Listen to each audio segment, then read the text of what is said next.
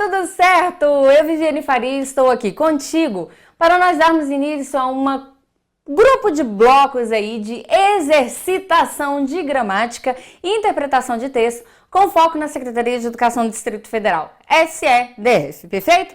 Este é o nosso primeiro bloco. O que nós vamos fazer? Nós vamos procurar entender na prática como é que a banca examinadora CESP cobra gramática e interpretação de texto e, é claro, voltado para uma prova de nível superior.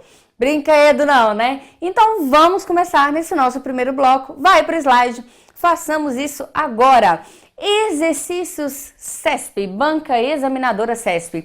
Entendendo então interpretação de texto e gramática, e este é o nosso primeiro bloco, foco Secretaria de Educação do Distrito Federal.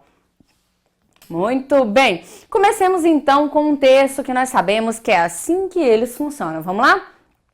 Levantou-se da cama o pobre namorado sem ter conseguido dormir. Vinha nascendo o sol. Quis ler os jornais e pediu-os.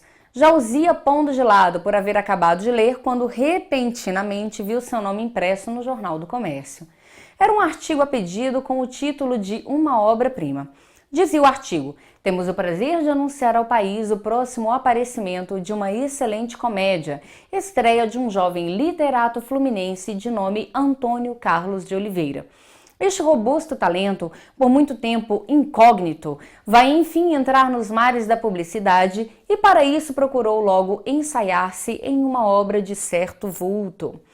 Consta-nos que o autor, solicitado por seus numerosos amigos, leu há dias a comédia em casa do senhor Dr. Estevão Soares, diante de um luzido auditório, que aplaudiu muito e profetizou no senhor Oliveira o futuro Shakespeare.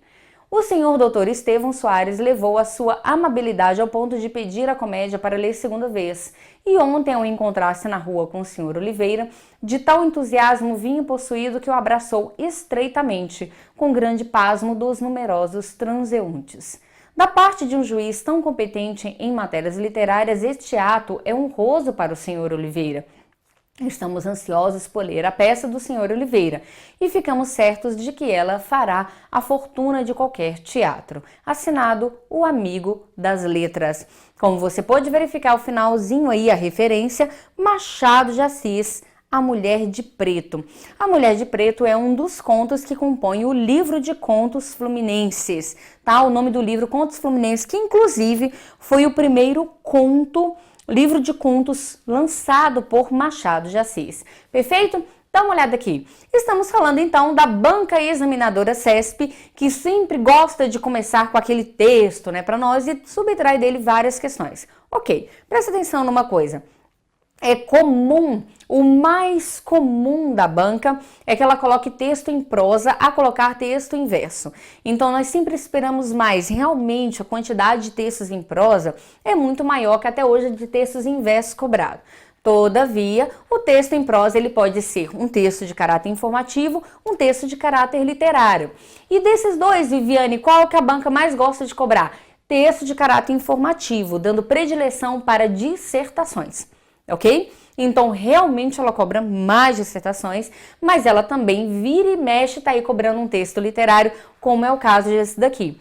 Trouxe para você, então, questões quentíssimas de concurso altamente recente para você entender qual tem sido aí a última da banca examinadora, tá? Então, ela teve aí a cobrança, cobrou um texto de caráter literário. Então, estamos diante de uma produção do Machado de Assis. O que acontece quando a banca examinadora CESP cobra um texto de caráter literário, em prosa?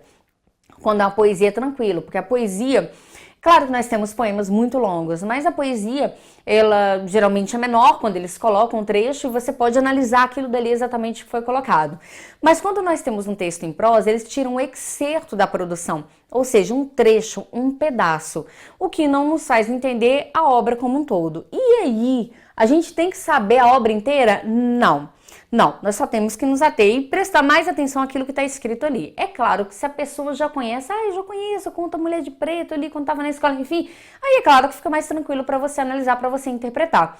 Agora, Quando você não tem conhecimento da obra, você vai prestar bem atenção àquilo que foi ali colocado, porque as informações estarão ali.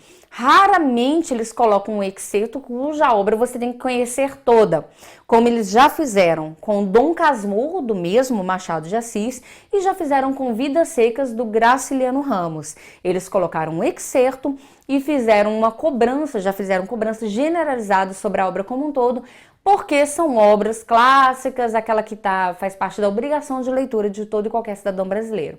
Nesse caso aqui, não. Então vamos ver o que as questões nos pedem, perfeito? Voltei para o slide, vamos a elas. Muito bem. No que se refere aos sentidos e às características tipológicas do texto, julgue os itens que se segue. Presta atenção que coisa mais legal. Características tipológicas do texto. Nós já sabemos que o texto pertence à tipologia de prosa e ele é um conto. Ele é um conto porque tá lá escrito, a gente não passou por momento de ativação. Tá aqui, A Mulher de Preto é o nome do texto inteiro e ele está no livro Contos Fluminenses. Então, nós sabemos que é um livro de contos, então A Mulher de Preto é um conto, né? Então, aos sentidos e as características da tipologia do texto, ou seja, do conto. Vamos verificar, então, o que está pedindo de nós. Primeiro item diz assim: no texto, a palavra fortuna pode ser interpretada tanto como sucesso quanto como riqueza. Dá uma olhada aqui para mim, vamos falar disso agora. O que acontece? Quando nós estamos diante de uma produção literária, nós temos que entender que a conotação pode existir demais. E a conotação interfere diretamente no sentido. Sim, no sentido da palavra. A partir do momento que eu digo que aquilo que eu acabei de ver, um gatinho, dependendo do meu contexto, eu posso ter sido conotativa ou denotativa com isso. Ou seja, eu posso estar querendo dizer, numa forma denotativa, que eu vi um bichaninho, um animalzinho ali. Ou no sentido conotativo, estar elogiando algum homem, algum rapaz que eu vi. E mesmo ainda no sentido conotativo figurado, eu posso estar querendo dizer que estou me referindo a um rapaz, a um homem que seja bonito, ou que seja manhoso, ou que seja pequeno, enfim, e assim vai, tá? Então, a conotação, o texto com predominância conotativa, ela vai nos trazer essa plurissignificação da linguagem, essa capacidade de uma determinada palavra ou expressão trazer vários sentidos. Como nós avaliamos? Texto e contexto. Todo sentido é textualizado e contextualizado. Textualizado, estamos aí numa produção que é um conto, é uma produção literária. Contextualizado é uma coisa escrita no século XIX. Como é que eu sei disso? Machado de Assis foi escritor do século XIX. Perfeito? Sim, isso é um conhecimento básico. Estava lá no seu ensino médio. O Machado de Assis, um escritor do século XIX, a produção dele remete ao século XIX. Então, nós temos a expressão fortuna hoje, contextualizada para o hoje, século XXI, significando o quê? Dinheiro, dinheiro. Mas será que naquela época, originalmente significa o quê? Está voltada à sorte, a você ter boa sorte. Que será que o texto está trazendo para nós pelo contexto do século XIX? Volta para o slide que nós vamos ao texto e vamos ver isso agora. Voltei para o slide. Muito bem, dá uma olhada, tá bem aqui. Estamos ansiosos por ler a peça do Sr. Oliveira e ficamos certos de que ela fará a fortuna de qualquer teatro. Aqui nós temos a palavra fortuna, então, numa transição de seu sentido original para o sentido que se tem hoje. Afinal de contas, a produção foi escrita no século XIX. Fortuna originalmente significa sorte. Se a pessoa tem sorte, consequentemente, ela adquire fama, sucesso naquilo que ela quer. Então, ela tem sucesso no que ela quer, porque ela tem sorte. Só que fortuna hoje também significa dinheiro, naquele sentido capitalista. Se a pessoa tem sorte, ela vai ter sucesso, fama e dinheiro. Por isso que hoje a palavra fortuna significa muito mais dinheiro, riqueza, a significar sucesso no sentido de boa sorte, tá? Então vamos para pensar. Estamos ansiosos por ler a peça do Sr. Oliveira e ficamos certos de que ela fará o sucesso, a sorte, a boa fama de qualquer teatro e de que ela fará com que esse teatro tenha dinheiro, consiga riquezas, já que ela fará o sucesso dele. O item está dizendo assim: no texto, a palavra fortuna pode ser interpretada tanto como sucesso quanto como riqueza.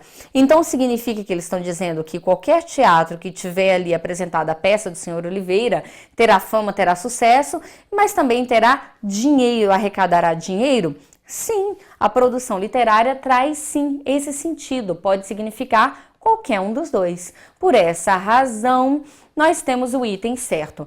Preste atenção na construção dele, pode ser interpretada, tá? Então ele está criando uma possibilidade interpretativa. Ele não está afirmando que essa é a única possibilidade de se entender o texto. Então é uma possibilidade de interpretação dele. Perfeito? Combinado? Vamos seguir? Vamos para mais um item. Do texto, não é possível concluir se o pobre namorado é Antônio Carlos de Oliveira ou o senhor Dr. Estevão Soares.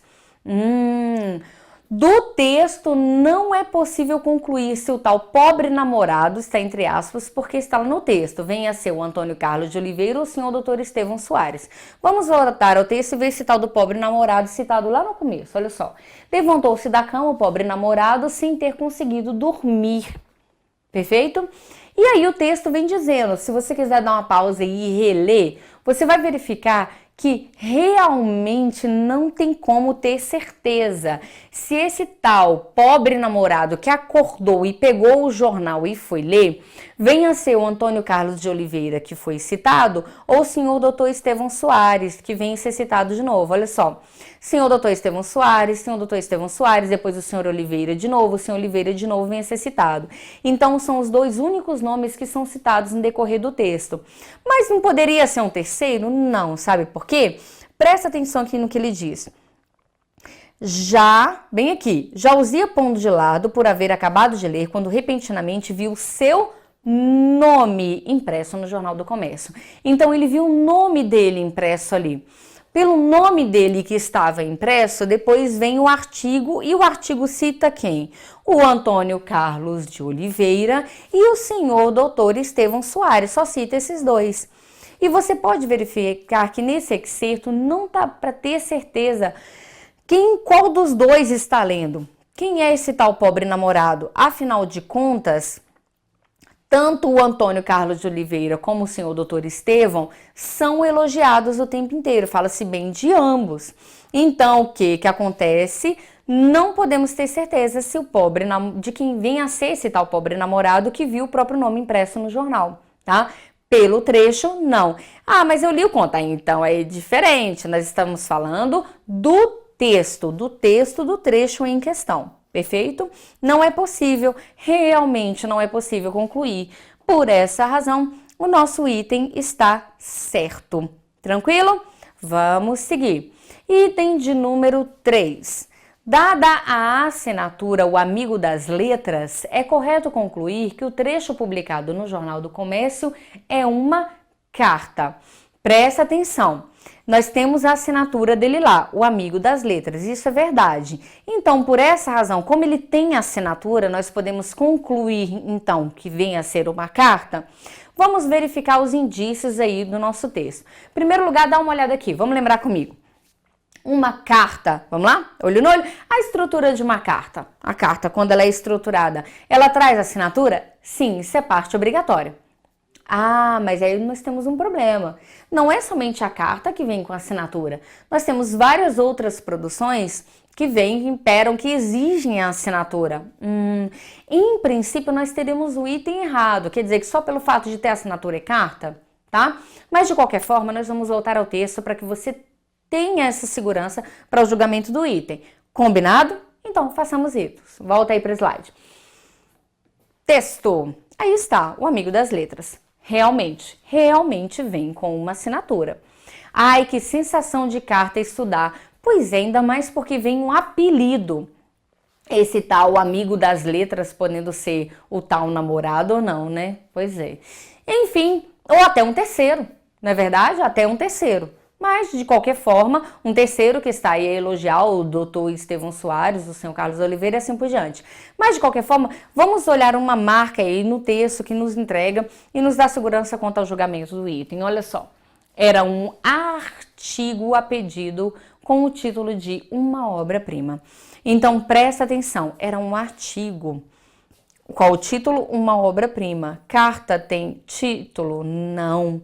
Carta não tem título, tá? Então, tinha ali no jornal um artigo que foi publicado a pedido de alguém e o título desse artigo era uma obra-prima. Um artigo traz assinatura? Sim. E essa assinatura pode ser um apelido? Sim. Principalmente quando vem publicado em periódico, tá? Então, o que acontece? O nosso item diz: dada a assinatura, o amigo das letras, é correto concluir que o trecho publicado no Jornal do Comércio é uma carta? Não, é um artigo, perfeito? É um artigo. Então, o nosso item está errado. Dando sequência, mais um aí para nós. Depreende-se do texto que Antônio Carlos de Oliveira vai iniciar uma atividade profissional ligada à propaganda, para a qual tem muito talento. Presta atenção nisso daqui, observa e coloca aí na sua anotação. Depreende-se, perfeito? E dá uma olhada aqui para mim, vamos conversar sobre isso. O que é depreender do texto? Depreender do texto significa supor, significa concluir, significa subtrair das mensagens. Então é algo que provavelmente não está claro, não está escrito lá, mas nós subtraímos, nós podemos retirar das mensagens que o texto nos traz. Isso é depreender. Então, quando o item está falando sobre depreender, ele está dizendo sobre supõe-se, conclui-se do texto, ele está dizendo infere-se. Anota isso daí, você que está estudando, anota aí. Inferir, depreender, supor, concluir das mensagens do texto são todas expressões sinônimas nesse sentido interpretativo utilizado pelo examinador da banca CESP, tá? Então, significa que ele está dizendo que essa mensagem pode ser tirada. E aí, Viviane, então o item sempre está certo quando isso acontece? Não. Antigamente, tipo, muitos anos, afinal de contas, você é um colega meu, ou futuro colega, né, que você está fazendo concurso para a Secretaria de Educação, e eu sei que eu estou dando aula aí, ou para quem já é professor, ou para quem acabou de se formar e pretende ser professor, né? De qualquer forma, então, já entregando a minha idade, eu já sou professora há 21 anos.